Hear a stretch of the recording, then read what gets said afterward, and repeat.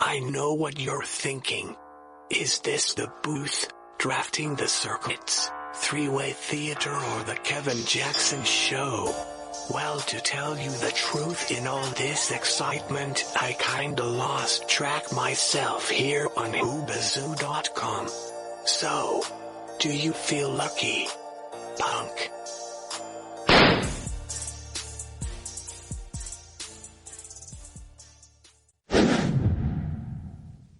Oh, there's a cat. A black cat is taking the field. A black cat is running from the 20 to the near side, the 10. From the 39 in Dallas, here's a short throw down the middle, caught by Ingram. Caught at the 35, went to the 30. Now the cat running the other way. And so is Ingram at the 30 to the 25 to the 24-yard line of the Dallas Cowboys. It's a catch run of 15. Now the cat is stopped at the 50. So is it bad luck for the Giants? Is it bad luck for the Cowboys? I don't know, but they've stopped playing. The players with hands on hips are watching the cat run and zigzag all over the field. The black cat is at the other end of the field. He's Black at the Cat 8. doesn't know that it was last Thursday that was Halloween. Thursday night football, not Monday night football. He's a little bit late. Now he is sitting and looking. Now he's at the 5. He's Who brought the walking. cat? He's walking to the 3. He's at the 2. And the cat is in the CDW red zone. CDW, people who get it now, a policeman, a state trooper has come on the field, and the cat runs into the end zone. That is a touchdown. And the cat is elusive, kind of like Barkley and Elliott. But he didn't know where to go. Look, they're trying to corner him, and they got him in the end zone. There are state troopers all around this cat, which now climbs up into the stands. And the fans are running for their life. Now it goes back on the field again. And it's running in the back of the end zone. And it runs up the tunnel.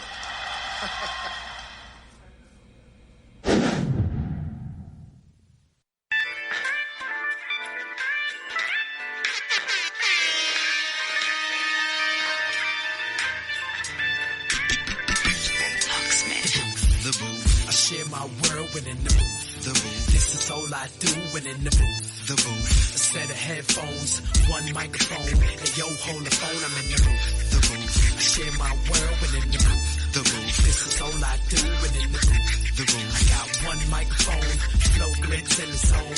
Yeah, I'm the load me up, lock me in. I don't care, box me in, cause the booth got me in this brand new zone. Plug me in, turn it up, blitz gon' burn it up. Might start melting down the soundproof phone. It's one way, so it's one mode. Booth on the bus whenever I'm on the road.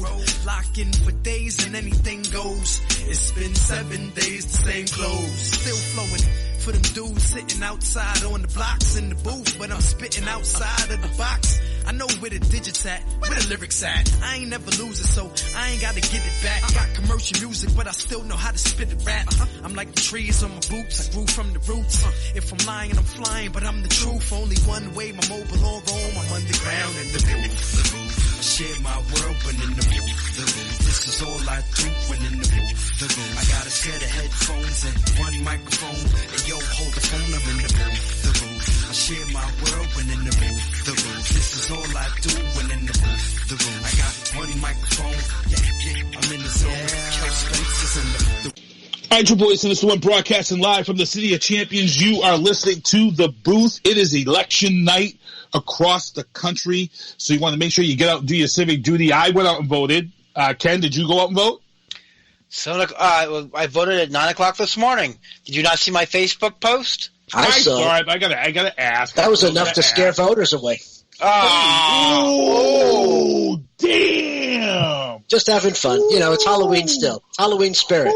Ken was still in costume. Getting an early start. Sure was Halloween spirit. I was going to post back that you were still in your costume, but it was too public. I don't do that in public.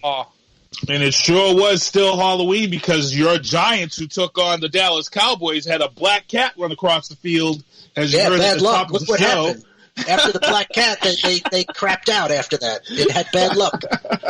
So your Giants had one goddamn job, and I gave them 2 opportunities. They blew both of them. I am not happy. Somebody's got a butt kicking down there. I know. There's only 2 things that are supposed to happen that can ruin my day and ruin my year, and it's the Giants losing to Dallas. What can I say? And Ken again with the GD. I apologize. Ken just drops the GD all the time. But we got a great show for you guys tonight. Excuse me. We're talking football. Yeah. Man the bleep up, okay? That's all I got to say. All right. So, real quick, we just want to make sure everybody's out there. Make sure they're voting. You got everybody out there loves to complain right now on Facebook and stuff about what's going on with Trump or what's not going on with Trump. Look, if you vote, you got every right to come at us. You got every right to go with us. But if you don't vote, I don't want to hear from you. Just stay on the sidelines. But we got a lot of stuff to talk about. First of all, I got to say rest in peace to comedian John Witherspoon, who passed away just the day after we were on the air. 77 years old. One hell of a comedian. He was known for a lot of the movies he was in. He was in a lot of Eddie Murphy movies, such as Boomerang.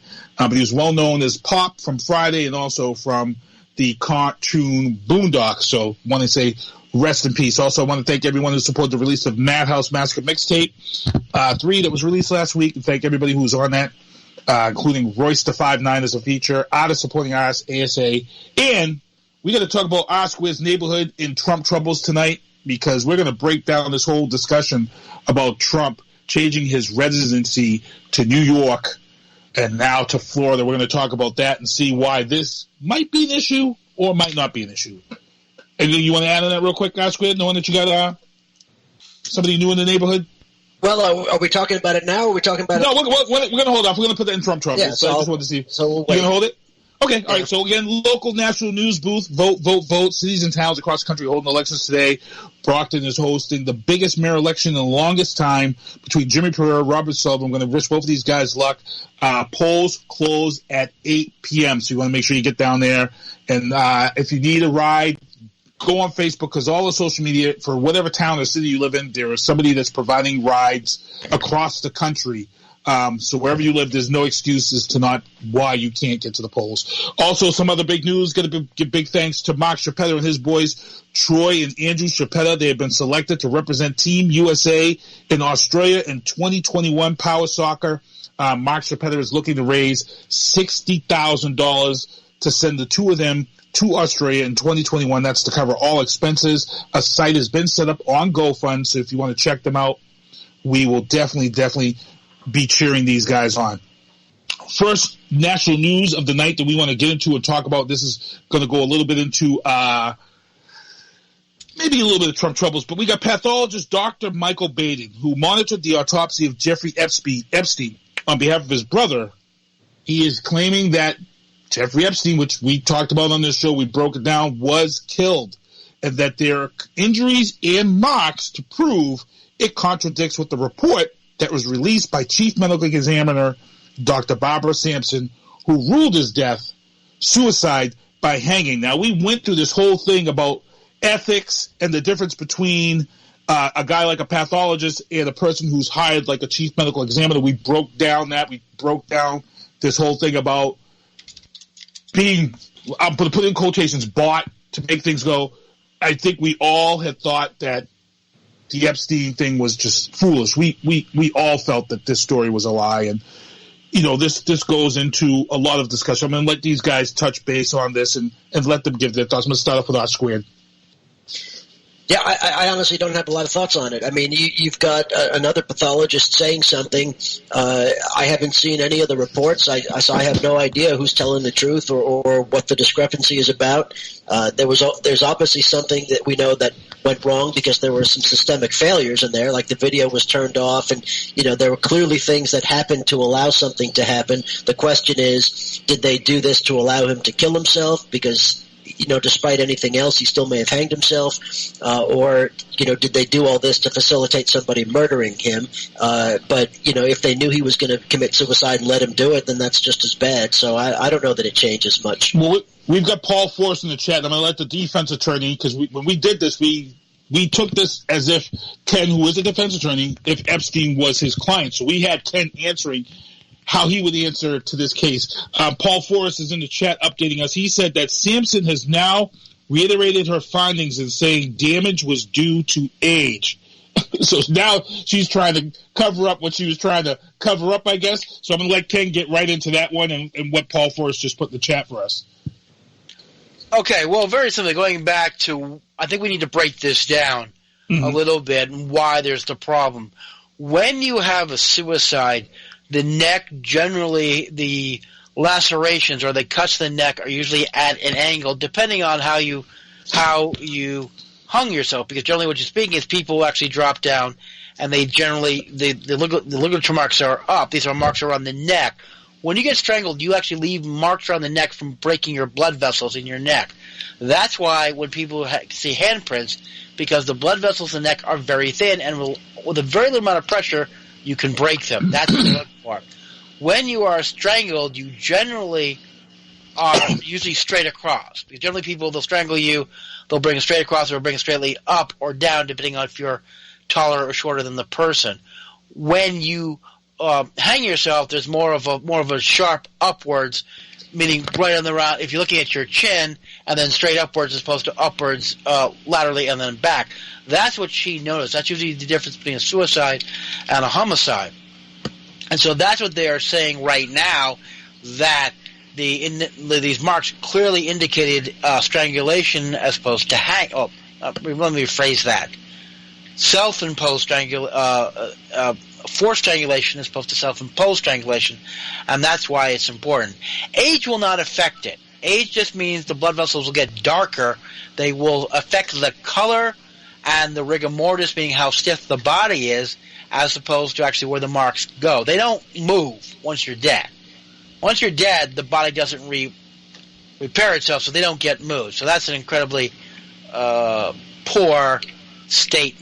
And that's why it's important. And going back to our previous point versus coroner versus medical examiners, it should be noted both of these individuals are medical examiners. They are trained pathologists. They are trained forensic pathologists. They are people with medical degrees and people who have experience in this field. So I think that's where I'm going to leave it right now and wait for the onslaught of criticism. Well, the issue here also is that, when this story came out, people were blaming the Clintons and people were blaming Trump. My opinion here was I felt that Hollywood had more to lose from what Epstein was being charged with and what was going to be exposed. But it's not. This is a major deal as to people harping on their thoughts and conspiracies. And we have a U.S. Navy SEAL. This is the solid guy, U.S. Navy SEAL Mike Ritland here, who was on. I believe he was on MSNBC. When he was talking about the training of the dogs who are used by the military. And I've got a little quick soundbite here. And this is a question that's going to go for R Squared, because we actually had this discussion last week. So let me just play this soundbite real quick. So thank you and thank Nero for your service. I appreciate it. Absolutely. If I could throw a PSA out real quick. Just the remarkable nature of these dogs and being highlighted in the news creates a huge demand by people that frankly shouldn't have them. If you see the coverage on your side, I want one of these dogs either by a trained, fully trained, finished dog from a professional, or just don't get one at all. And Epstein didn't kill himself.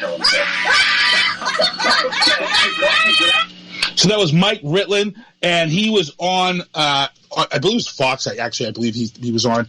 He made the comment that he felt that Epstein was murdered. He doesn't feel it was a suicide. There's a guy who's a U.S. Navy SEAL, and we talked about this last week about military guys being very vocal about their thoughts in the public eye and how we're seeing more and more of this. And this goes right along with our discussion. I'm going to go right to R Squared because, this is what we talked about last week, right? Guys in military making a public statement when usually you hold those things back. Yeah, I thought he was talking about the military working dogs when you were playing that clip. I didn't know he was going to sneak in a thing on Epstein, but here's the thing. Navy SEALs are incredibly well trained and they do amazing work, but they have nothing to do with pathology, and he wouldn't know the first thing about the Epstein case. And, none of us have seen the evidence. None of us have, so it's very hard to comment on these things. We're able to talk about what we know went wrong. There were a lot of things that went systemically wrong. We know that, as Ken said, he talked about how they can tell the difference between somebody who hangs themselves versus somebody who's strangled. And that was a good explanation. Like Ken, I've seen plenty of the photos. I know what it looks like and all that, but none of us have seen the evidence in this particular case, and there are certainly going to be a lot of questions. I hope at some point there are answers, but I don't know. I'm not going to cling to a particular theory until I have more information. But clearly, there were things that were done wrong. The question is, who had the power? You're talking about, was it Hollywood? Everybody's talking about politicians. To make all of these things go wrong at the right time for something like this to happen, let alone somebody to go in there and do it, we're talking about an incredible amount of power, if you think about it. So that's scary in and of itself. Like the cigarette smoking man in X-Files. Yeah, exactly. That's what it's like. That's exactly right. I'm looking for Booth and Scully to solve this one. Right? Yeah, Scully and Mulder. But real quick, your comments on again, you've got people, military, being very vocal. They're throwing their, usually, like you said, guys are told to kind of respect and stay out of that political debate. And here's a guy, he knew exactly what he was doing. He said, can I just slip a PSA? And then he throws that jab in there at the end. It's major news. I don't know why he would do that at the end. I don't know what his purpose was on the Epstein thing. So I don't know. What the genesis of that would be. I would reiterate what I said last week when you asked me about it. Yeah. And, normally, of course, military folks are hesitant to do that because our training is to not do that, and for all kinds of good reasons that we talked about. What's happening now is you have people in the military who recognize that we have a very existential threat to our national security and our future. And it is really compelling them to speak out in ways that is unprecedented and in some ways not even authorized. But people are feeling like they have no choice. This isn't about a disagreement in policy. If you have a disagreement in policy, you shut the heck up. And if you have a really big disagreement in policy, you retire or resign or whatever. You go do something else with your life. You don't violate your oath and your standards. But when you have a situation that many people feel right now where they see money being diverted, they see national security secrets being shared with our enemies, they see all these different things that we talk about, they feel compelled to share their opinions. And, if it's a temporary thing till we can get our house back in order, maybe it is an exception, but we have to be very careful to not become comfortable with it. This is not a good long-term change. It's a very dangerous and bad long-term change. So, I'm not going to condemn anybody who feels compelled to speak out now in the interest of national security, not partisanship. If they're doing it in the interest of national security, I can understand it, and we need to fix this and then get back to normal. If they're doing it for partisanship, that's wrong. And that's what I said. It's not like this guy's just a simple grunt. This guy's a U.S. Navy SEAL. Ken, anything you want to add to that? Your thoughts on that? Well, yes, very, very simply. I think we are here at a crisis point, and sometimes people need to get out of the comfort zone and say things. I agree with both of what R Squared said. One, we need to do it, and B, we shouldn't get comfortable with it. I doubt very much we're going to get comfortable with it because very few times in the history of the United States has the military come out and called people wrong. The last time this happened was at the Army McCarthy hearings. If you remember, Senator McCarthy was a red-baiting senator from Wisconsin who accused everybody of being a communist on little or no evidence and sometimes made-up evidence.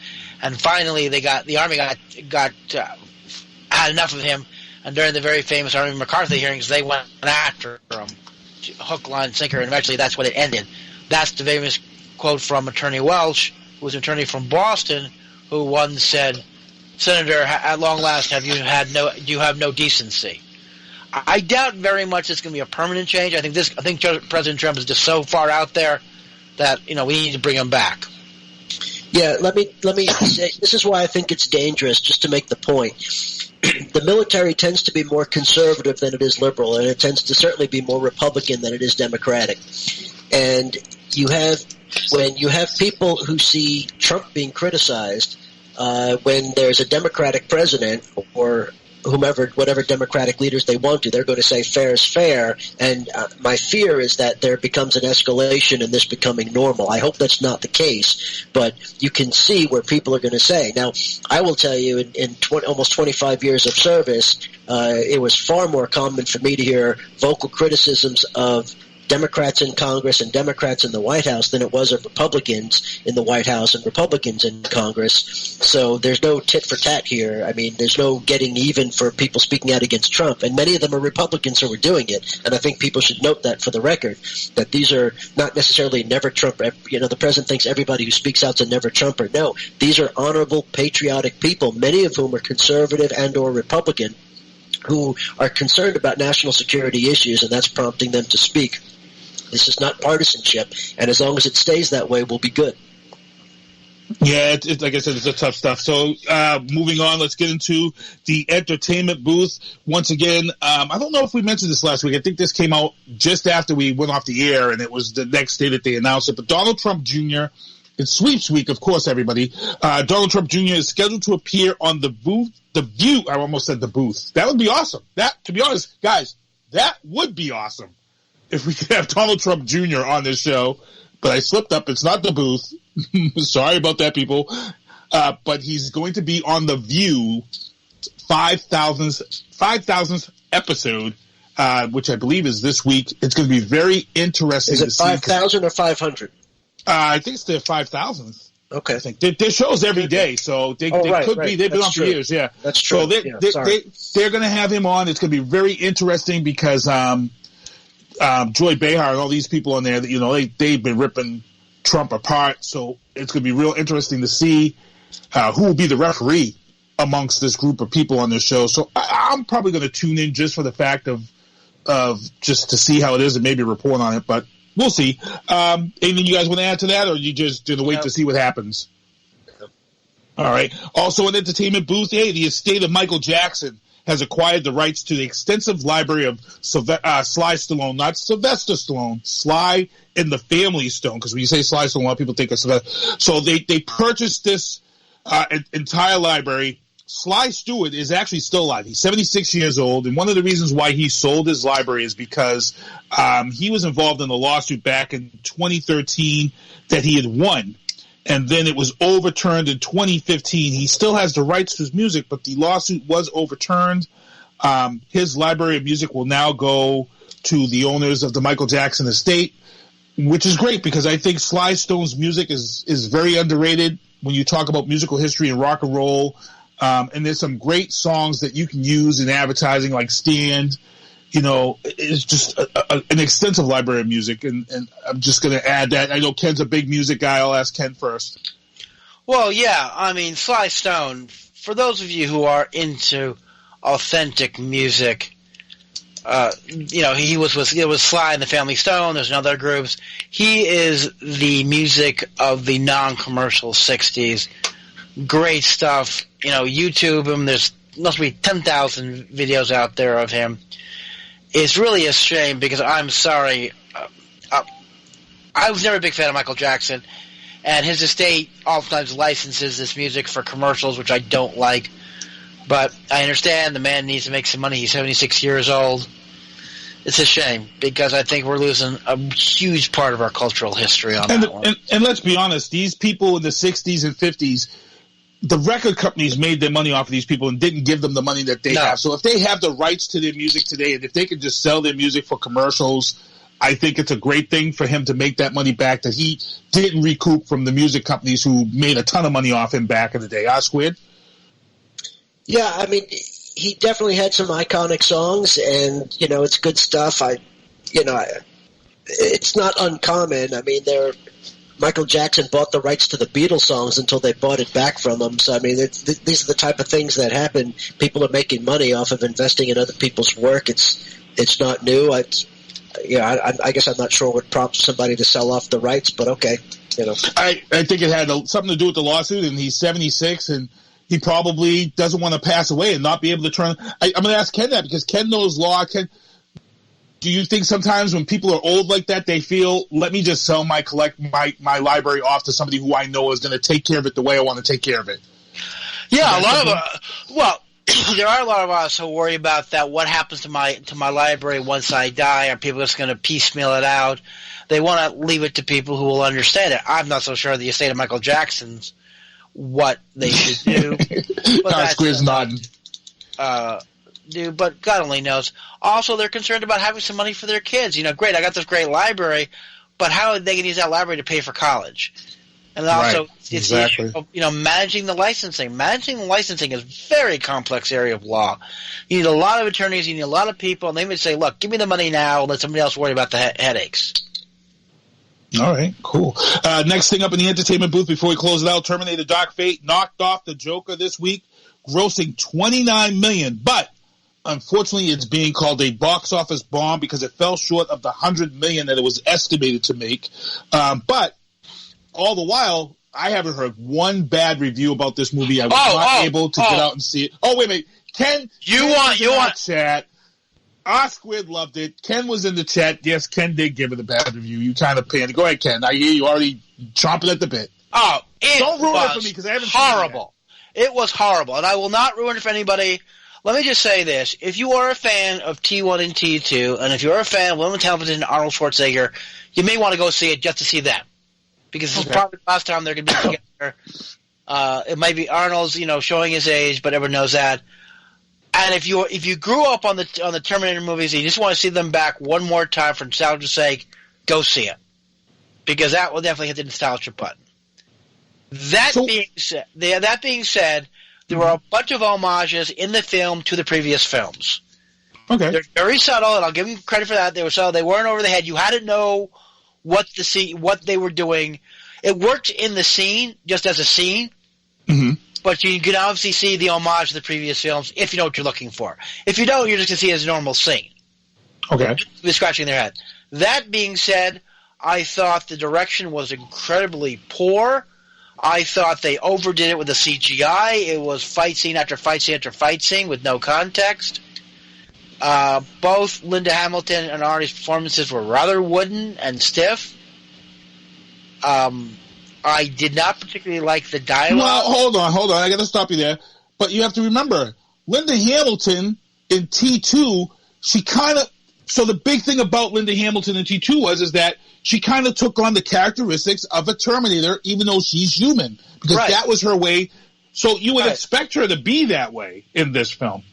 That's how she survives. Right? Yeah, but in T2, you did see the humanity in her. She was worried about her son. She was worried about Judgment Day. She was conflicted. If you remember the whole thing when she has that whole thing about, she's going to kill Dyson, but she's leaving John in the custody of a Terminator because he's not the kind of guy, father who'll go home, get drunk, beat the kid, whatever. Right. She's conflicted. There's a lot of conflict. And yeah, she could kick everybody's butt, and I greatly enjoyed it. Let me tell you something. When she kicked everyone's tail in that movie, I thought it was great. In this movie, she comes like she's just going through the motions. There's no emotion. She's dead. I mean, she's I'll do the scene where I do this, I do that, I do that. Mm-hmm. I also did. I mean, they cleaned up a lot of plot holes, which they did. I'm not going to tell you how they did it. I thought that was kind of convenient, but I also was a little disappointed in their I don't know what to call them. I guess they're co-stars. They bring in new characters, which I thought were really fascinating, but they didn't let them time to develop. They were kind of like, we got to throw in this young person in to keep the franchise alive. Okay. But she didn't do anything really. Wasted. I was incredibly disappointed. Okay. I was incredibly disappointed.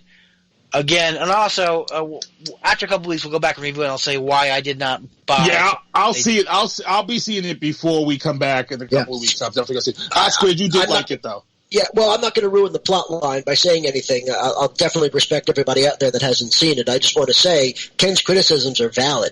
I enjoyed it because I was a huge fan. I still remember when I went to see The Terminator, and I had no idea what it was really going to be, and it was just amazing.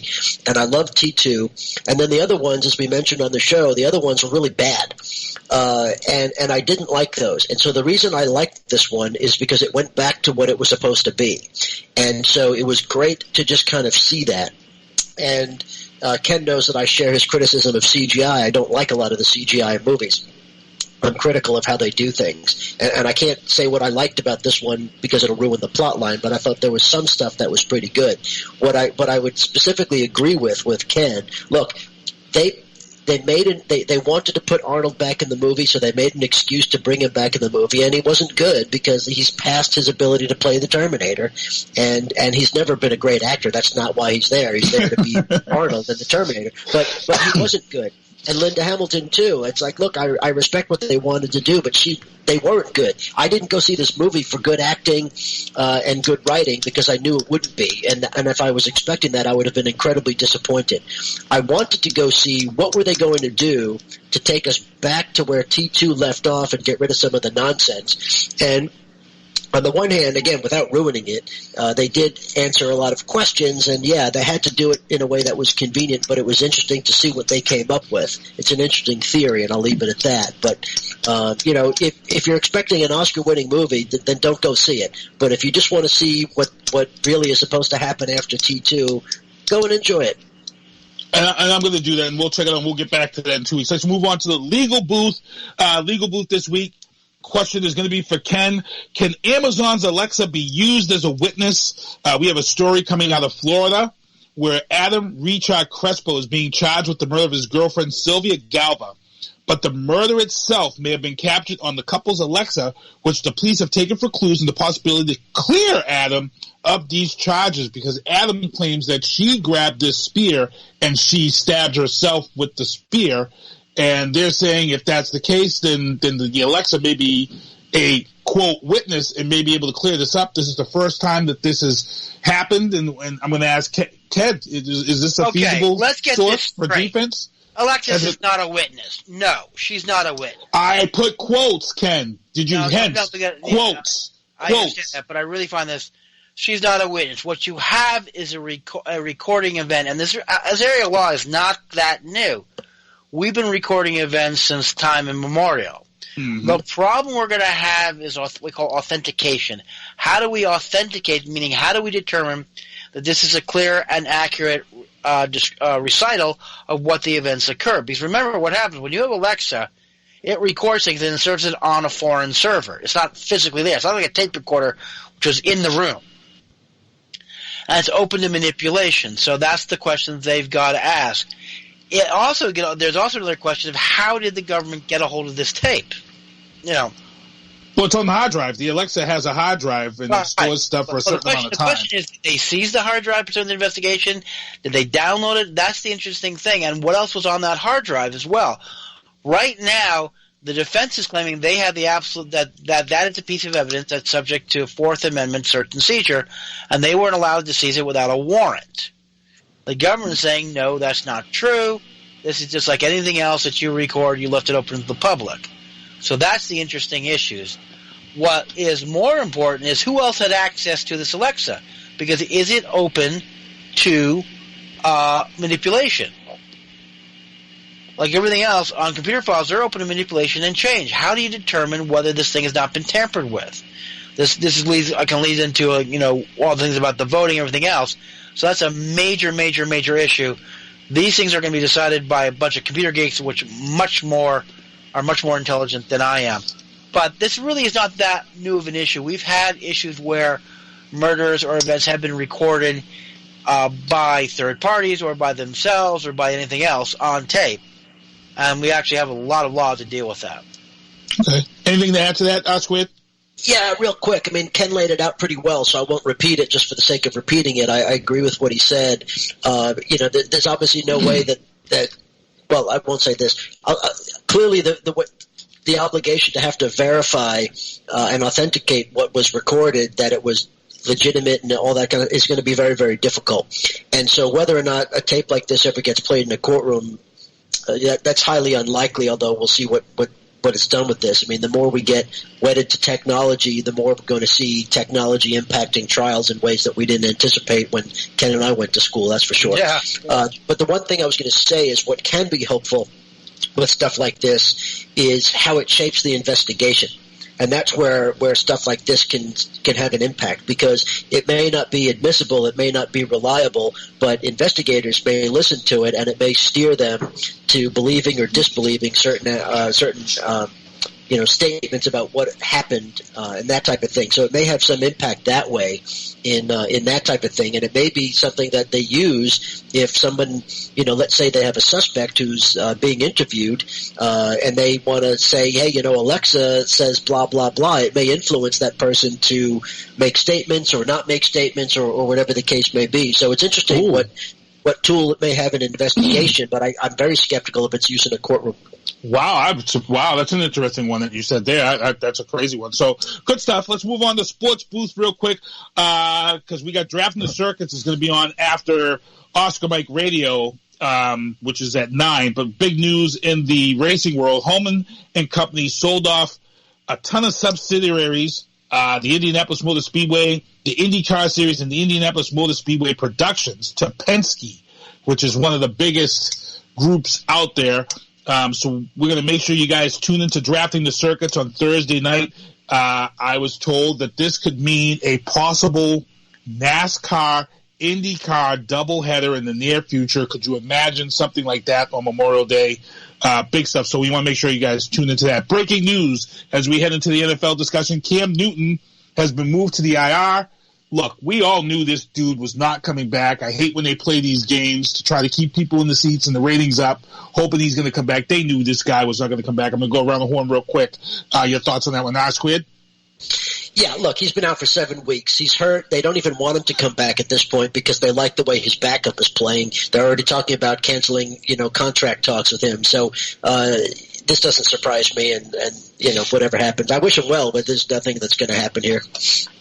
Ken? Look, I don't wish death or injury on anyone. I am sorry Mr. Newton got injured, but everyone knew this was going to happen. The way he was playing, he had a very short shelf life. And, yeah, if he's on IR right now, then there's a lovely bridge in Brooklyn I'm dying to sell you cheap. Amy Lou Porter, what's up in the chat? Amy Lou Porter says that that news that I mentioned about Indianapolis Speedway and stuff, Amy Lou says there's a lot of excitement swirling around this announcement. She says it was big news here in Indy. If you could put anything else in the chat, just that we should let people know, Amy Lou, because you're right there in the heart of it. Let us know. Penske is big. Penske is big in racing. So it's great to see somebody like that pick that up. What else can we talk about? Also, Patriots lose to the Ravens. I actually picked them last week on Sunday Night Football. Hater Nation goes into overtime, but the entire weekend was Bizarro World. And look, it went all the way into last night with a black cat coming onto the field during the Giants-Cowboys game. Real quick, let's talk about the Patriots and the Ravens loss. I feel this was a great loss for the Patriots heading into the bye week. The Ravens came off the bye week. They needed to win. They don't want to lose against the Patriots after coming off a bye week, so they should have won this game. But look, here's the problem. That game was 37-20 between the two best defenses in the AFC. Both these teams gave up points. And my feeling is that all the Ravens did was pretty much run up the gut of the Patriots, just like Frank Gore did with the Buffalo Bills. They need to tighten that middle up and stop that run from up the middle because, look, they really did kind of hold Lamar Jackson. He had 154 yards for the night. That's not bad. That's not bad. Ken, your thoughts? My thoughts very simply are this. Every year this happens. The Patriots will lose a game, and everyone thinks, oh, my God, Chicken Little, the sky is falling, the dynasty is over, blah, blah, blah, blah, blah, blah, blah. Okay, couple of things. Number one, give it to Baltimore. They came in with a game plan, and they executed it. They came into play. I have hats off to you guys. You guys played one hell of a game. You earned your victory. This wasn't sloppy. Number two, let's face it, Patriots Nation, our guys were cocky, and a little too cocky, and sometimes you need a freaking wake-up call. And this is it. Okay, you went in the bye week, you lost some extra time to figure things out. You still got one of the best records in all of football. You're going to make the playoffs, blah, blah, blah. Here's the thing about Baltimore. Baltimore was a one-trick pony. Remember, they dominated the Patriots in the first quarter. That was it. If you take out the first quarter, you look at quarters 2, 3, and 4, it was pretty much an even game. The only reason the Baltimore won was they run up the score in the first quarter, which means that Edelman fumble was crucial. That Edelman fumble was the game changer because if they score on that drive, but fumble stuff like that that's part of the game. You got to plan for that. But my point is, the Baltimore had a dominating first quarter, and that was it. And they're not going to get that ever again because now they've shown their hand. So, oh well, too bad. On to the bye week. All right, I'm going to go right into. I don't know if Squid wants to talk about this or go into his Giants.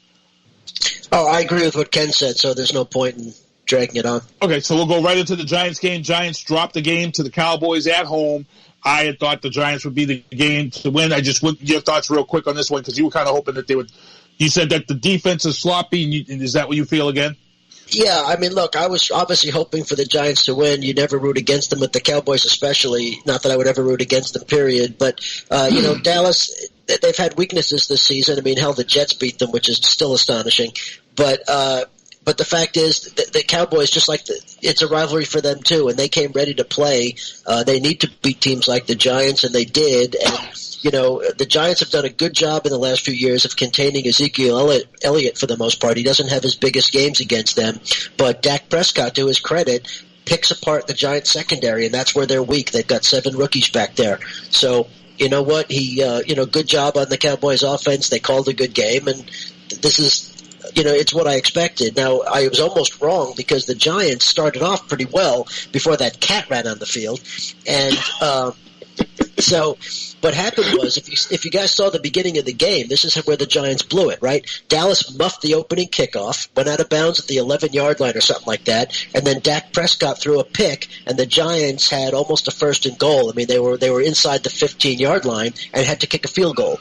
Because on their first possession, with all that happening, they could not get the ball in the end zone, and it was an easy 3 points. But that should have been a touchdown. And then on their first real possession, after Dallas kicked it off, then the Giants did go down and score. So they could have been up 14-0, and that might have been a different game. Instead, of course, Dallas spotted them a couple of easy points and then just took over.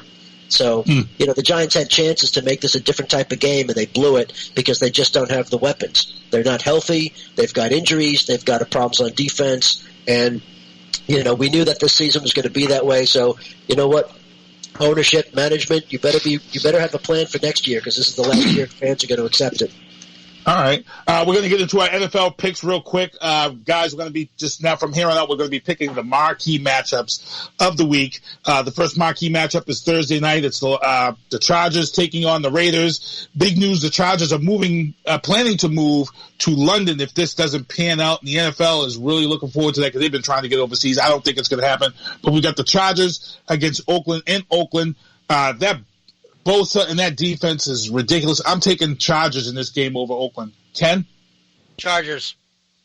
Squid. Chargers. Okay, so all three of us going against Chargers.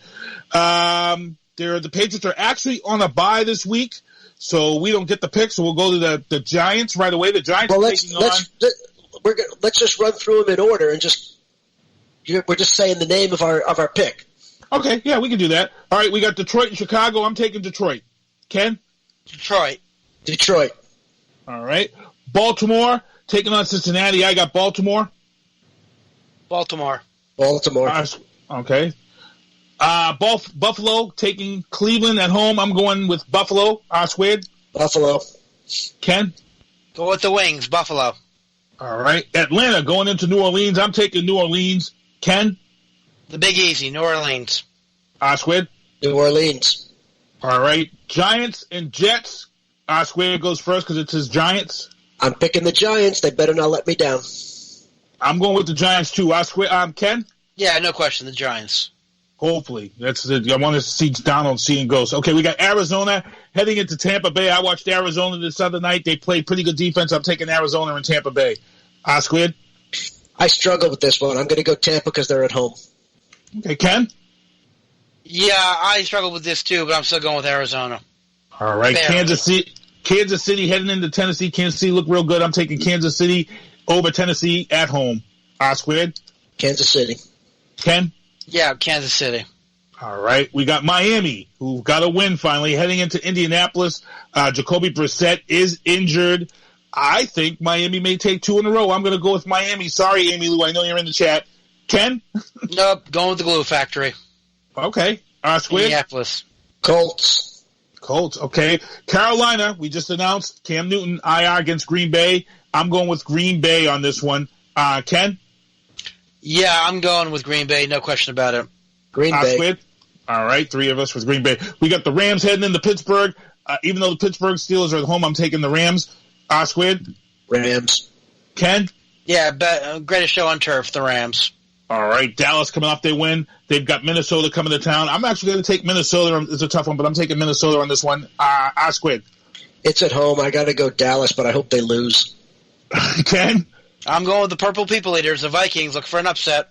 All right, best game of the week, Seattle taking on San Fran in San Fran. San Fran's undefeated until somebody beats them. I'm going to take San Fran at home. If this game is in Seattle, I go the other way. Squid? I'm picking Seattle. I think San Fran's got to lose one game, and this is probably it.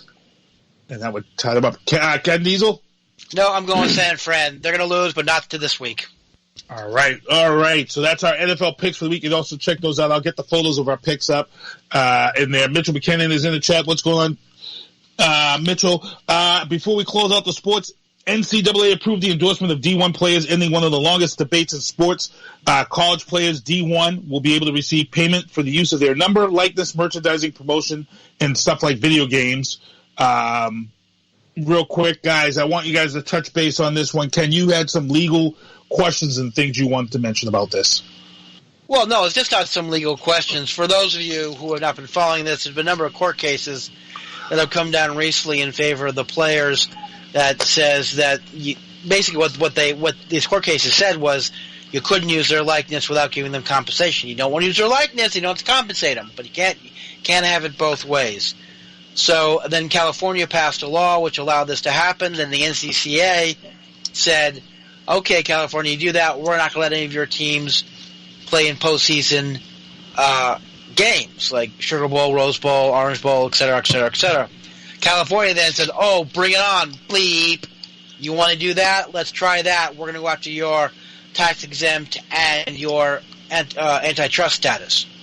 So that's the other issue is whether the NCC is a charity like they claim to be or really a business subject to antitrust laws, but that's a whole different show. That's in a nutshell. I personally think that these athletes are professionals and everything but name and should be paid. I think this idea of the scholar athlete is absolutely absurd, but that's a whole different show. That's my 30 seconds. Squid? Yeah, I think there's a big difference between the issue of whether players should be paid a salary and whether players should be paid for using their likeness in video games, merchandise, and stuff like that. And so I see that as a different issue.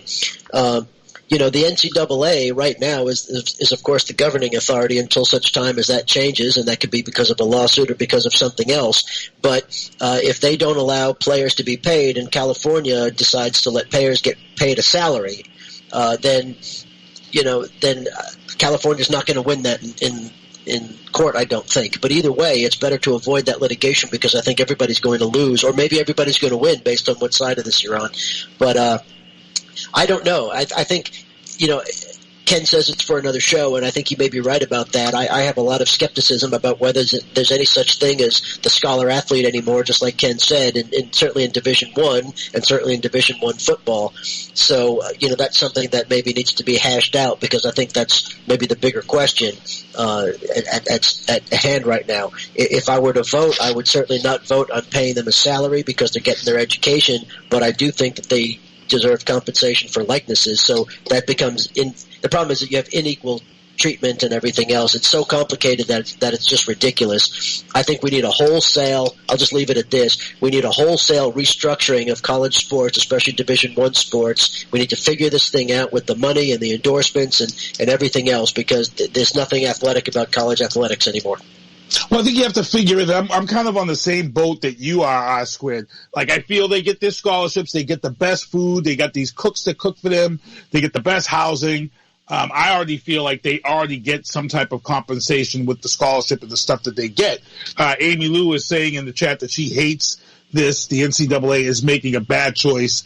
And again, only certain schools are going to benefit from this. Not every D1 school is a top-tier money-making school. This is only going to pan out between so many schools. And again, you got to talk about ticket prices of the games. You know, do these guys get a cut of the ticket sales of these games? Going to a college football game is pretty expensive, guys. I think we should look up the cost of the tickets.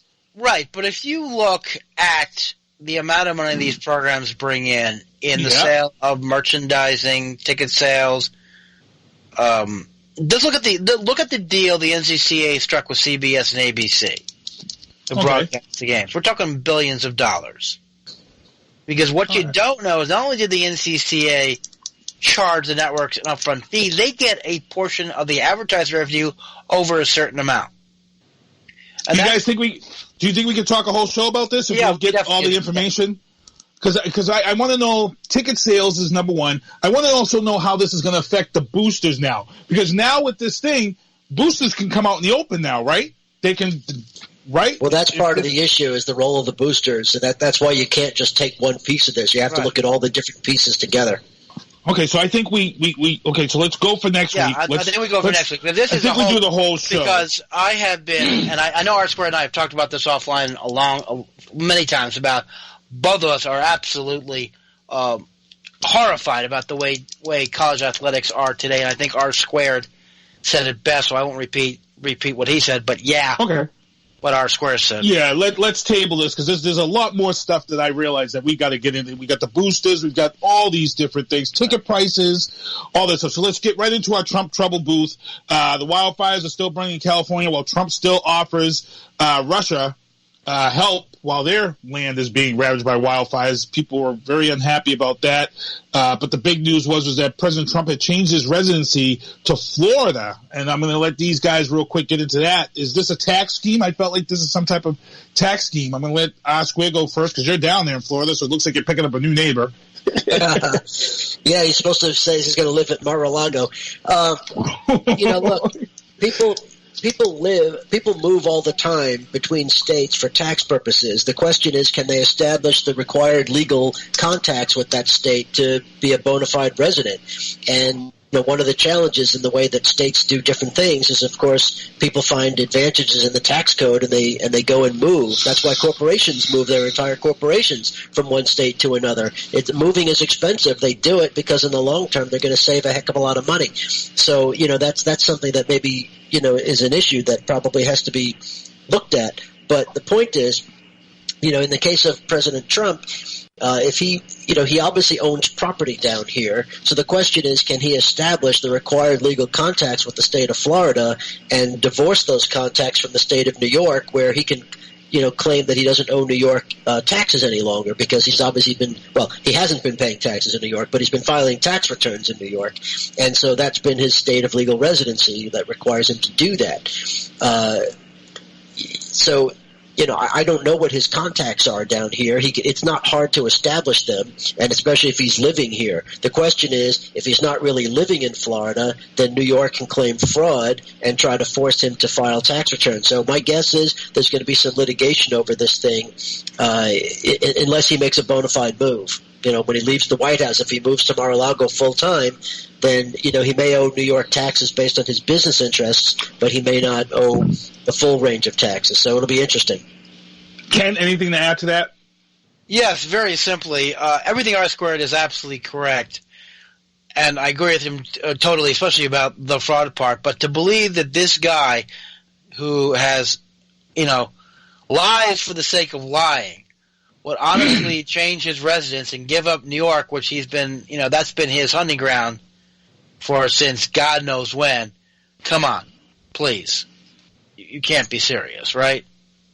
Yeah, I found it hard to believe that he was really going to do it, but I could also see that, based on his age and his declining mental capacity, and, he could run a lot of his stuff from Mar-a-Lago. In other words, he can work international business deals. He can even work deals from other parts of the country from Mar-a-Lago because he's most likely going to have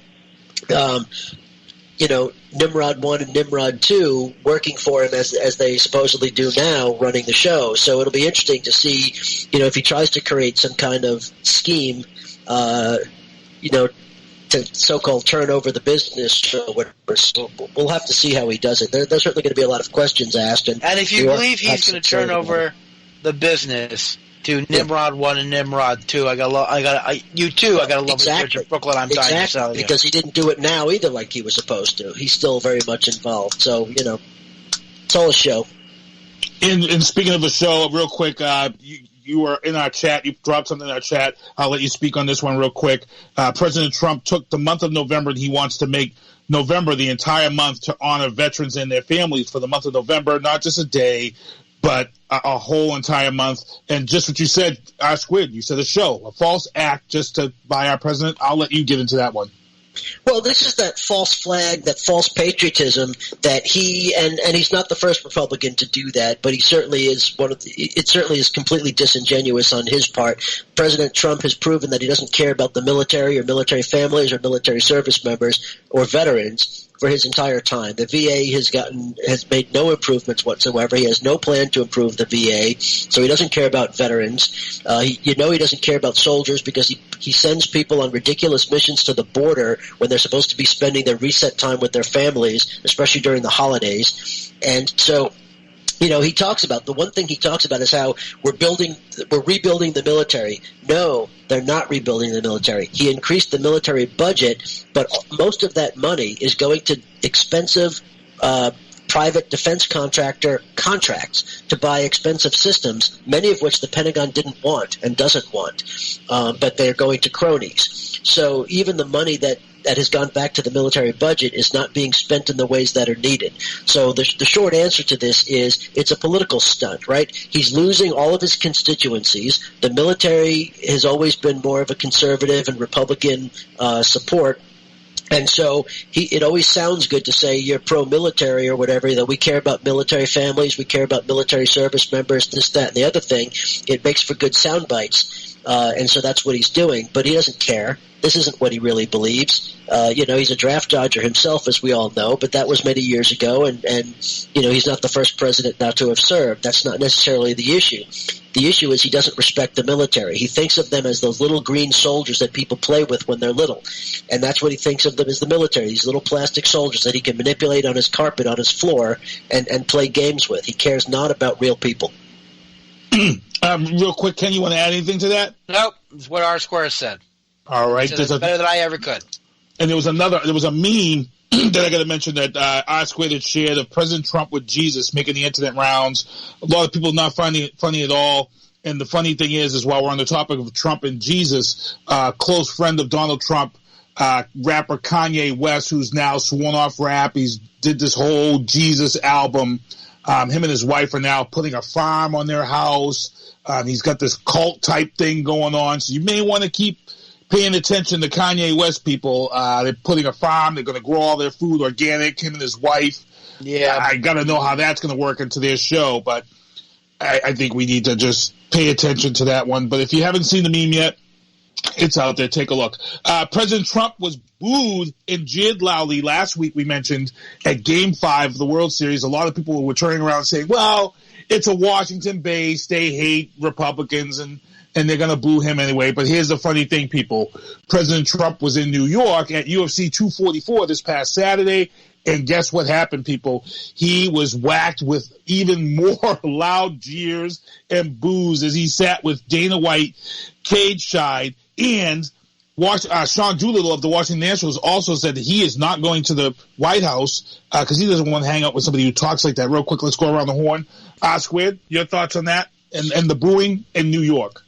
Yeah, I mean, he got booed at a UFC fight. I mean, all right, he got booed. He's going to get booed a lot of places. I mean, people are manifesting disagreement. I don't know what you can translate that to, but it did happen. Well, we see this in the polls. That's what I'm trying to say. Are we going to see this in the polls? I don't think so. Ken? Are you going to, if you're asking whether you're going to see Trump not being very popular in the polls, I would say yes, but this is just more of a manifestation of Trump's incredible lack of leadership over the past 3 years. I think what we're seeing is people are just, they're sick of him. End of story. That's it. And we're going to play a clip before we close out the show from David Jolly, who pretty much puts it in a nutshell for a lot of people. But one of the things we wanted to talk about and mention before we get out of here is Stop the Witch Hunt T-shirt, which popped up over the internet using images from the 1993 Disney film Hocus Pocus. Now, this shirt is exclusively sold through the presidential merchandise store, which is in Trump Towers in New York. And they're also selling it through their social media and website. And they released these links to purchase this shirt. I'm surprised Disney hasn't contacted them because Disney had just announced that they're making Hocus Pocus 2. So Trump obviously, I believe, who's in charge of all of this merchandise? Is it Donald Trump Jr.? Is it Jr. Or no?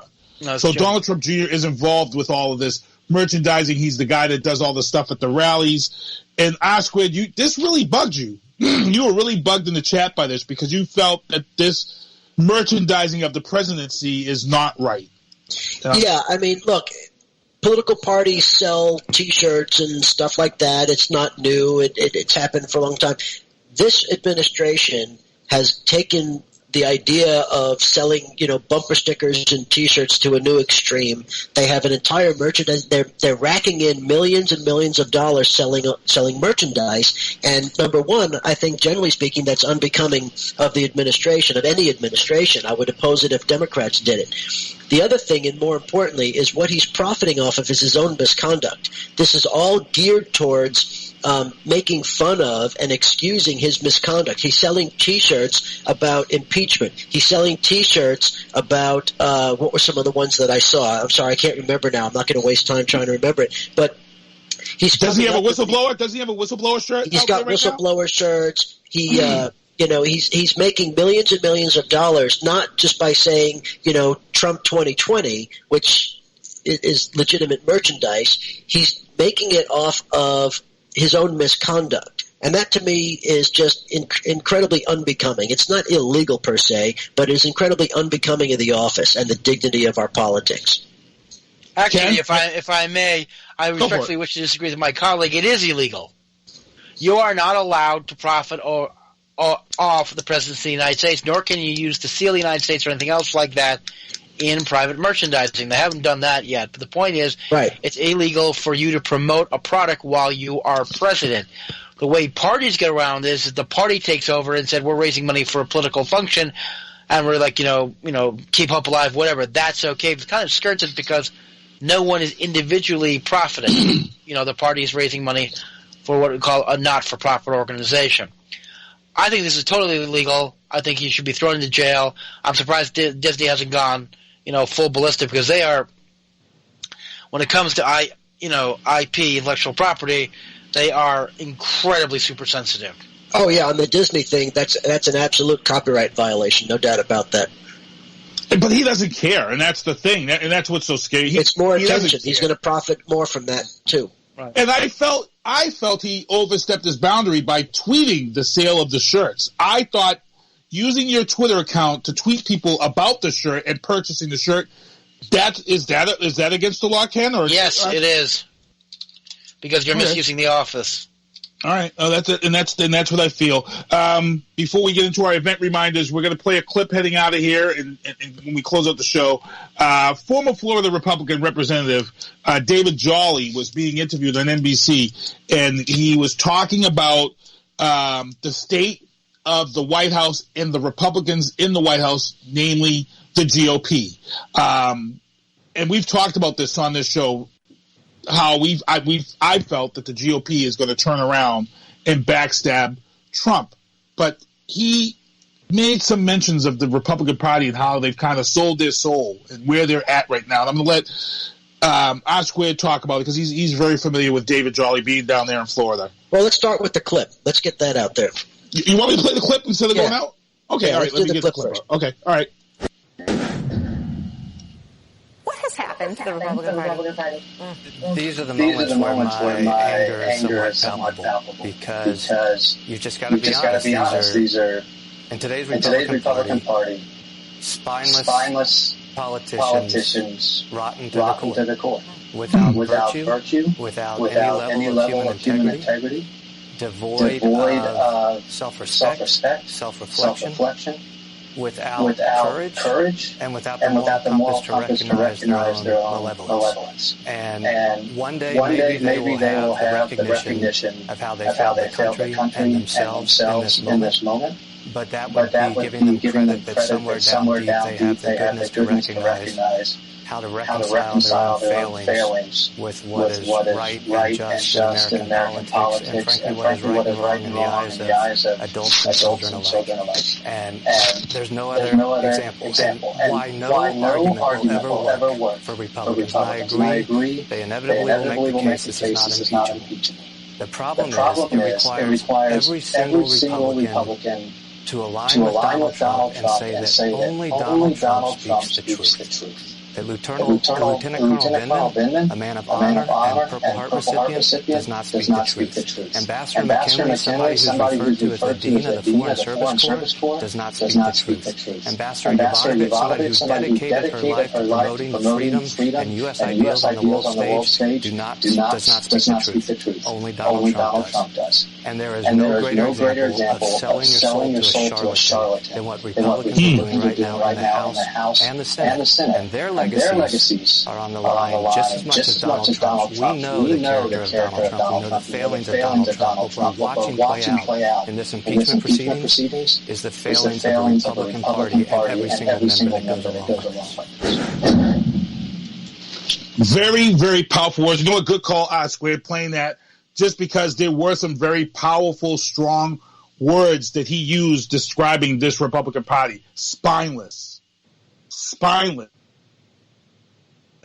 He said that, you know, it's time to look in the mirror. Your legacies are going to be affected. I'm going to let Oscar talk about this because you talked about this. You said legacies are going to be affected by the decisions made by this Republican Party. It's time to put up or shut up. That what's going on here, we've talked about this multiple times, and, you know, you could point specifically to the Russia caucus. These are people who have served, you know, obviously I have disagreements with them on policy, but these are people who have served in Congress for a number of years. You've got people like Devin Nunes, Jim Jordan, Louis Gohmert, you know, and I could name a bunch more, Mark Meadows. All these people that have not only abandoned their soul and abandoned our country to blindly support their president, even when he commits terrible misconduct, they're actually supporting our enemies. They're supporting Russia. They're supporting other people by the way that they've attacked our intelligence service. So when David Jolly, who is a Republican and remains a Republican, you know, speaks this way, it ought to resonate with all the decent Republicans out there, and there are some. I know some. I'm friends with some. And, you know, they can't be happy about this president. They can't be satisfied with his personal conduct, and they can't be satisfied with some of his professional conduct. There may be some policy decisions they agree with, but we are far past time for Republicans to speak out. You know, when Democrats do it, people can just say it's being partisan. They're trying to undo the election. You know, some of that may be true. There may be some motivation to that end, but they're also trying to stand up and defend this country. And it's time for Republicans to get their head out of their blanks and start caring about the country first. And that will improve their own legacy. That'll be standing up for themselves first, you know, and let the president stand on his own. You know, it's one thing if they don't want to outright condemn him, but they shouldn't be overly supporting him. That is what's blatantly wrong here. And I think David Jolly said it, you know, in a profound way, and I give him credit for saying it. Ken, real quick, what are your thoughts on those words? I mean, it was very strong words from David Jolly. Yeah, I think he should be given the Profile and Courage Award that the JFK Library here in Massachusetts gives out. I think he's totally right, and it would be nice to see some more Republicans say the exact same thing. And we still got 2 years. We've still got, you know, another year of this to go, and then you've got your election. So it's going to be real interesting from here on out to see where the Republicans are headed. Every day, every month, we see more and more Republicans start to look in the mirror, self-check themselves, and say, I don't want to be part of this anymore. I just can't do this anymore. I have to speak up. And we're seeing this more and more and more. So please, people, like I said, today is election day. Get out there and vote because this country needs something. Something needs to change. It's just headed in the wrong direction. And it's one of the things we talk about on this show. Before we get out of here, real quick, Veterans Day is November 11th. Our holiday break will begin December 17th with our 2-hour closing out 2019, just in time for Eddie Murphy to be on Saturday Night Live. Too bad we won't be on the air to discuss this great return of Eddie Murphy. But yes, we will be on the air after Veterans Day. We'll be here for this show. I'm going to let my guys go around the horn and say their goodbyes real quick. I'm going to start with Ken DeniZa go first. Okay. Goodbye to all of our listeners, all 12 of them. And for those of you who have not gotten out to vote, you still have 50 minutes. Get your head out of your ass and go vote. Squid? Yeah, thanks everybody for tuning in. Another good show, a lot of good issues. Remember, the key is to stay informed. You've got to find things to read. You can't be afraid to challenge what you think and challenge what other people are saying.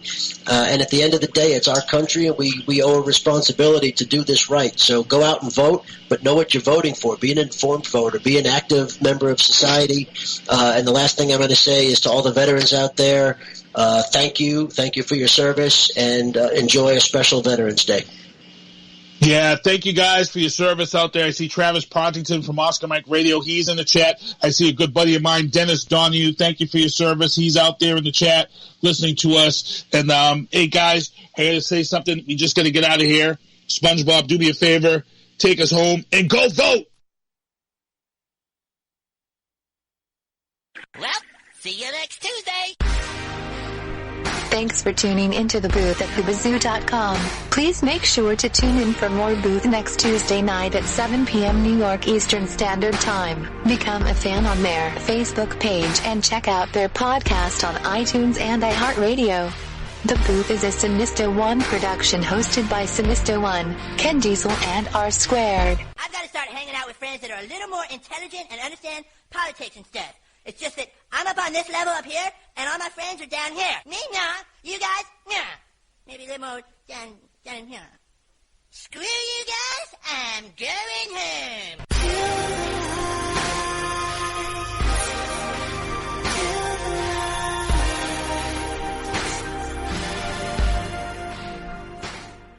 Who? Bazoo.com.